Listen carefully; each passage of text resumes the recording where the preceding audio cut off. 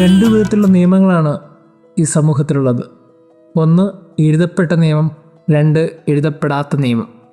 ഈ രണ്ട് നിയമങ്ങളും പാലിക്കാൻ എല്ലാവരും ബാധ്യസ്ഥരാണ്.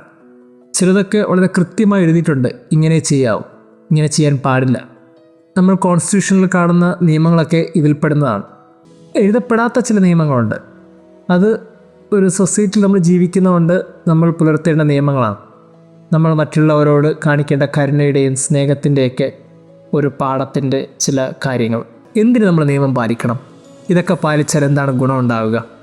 എന്ത് ഗോസ്പലിൽ യേശു പറയും, എൻ്റെ പിതാവിൻ്റെ കൽപ്പനകൾ പാലിച്ച് ഞാൻ സ്നേഹത്തിൽ നിലനിൽക്കുന്നത് പോലെ നിങ്ങൾ എൻ്റെ കൽപ്പനകൾ പാലിച്ചാൽ എൻ്റെ സ്നേഹത്തിൽ നിലനിൽക്കും.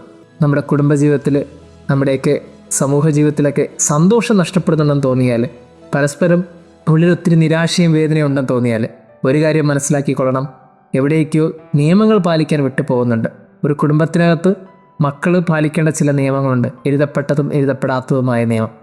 മാതാപിതാക്കൾ പാലിക്കേണ്ട ചില നിയമങ്ങളുണ്ട്, എഴുതപ്പെട്ടതും എഴുതപ്പെടാത്തതുമായ നിയമം. ഭാര്യ ഭർത്താക്കന്മാർ എന്ന നിലയിൽ പരസ്പരം കാണിക്കേണ്ട ചില നിയമങ്ങളുണ്ട്, എഴുതപ്പെട്ടതും എഴുതപ്പെടാത്തതുമായ നിയമം. ഇങ്ങനെ ഏതൊരിടത്തും എഴുതപ്പെട്ടതും എഴുതപ്പെടാത്തതുമായ നിയമങ്ങളൊക്കെ പാലിക്കുന്ന മനുഷ്യർക്ക് ഉള്ളിൽ സന്തോഷമുണ്ടാകും. കാരണം അവരൊക്കെ കൂടെ നിൽക്കുന്നവരെ ബഹുമാനിക്കുന്നുണ്ടല്ലോ.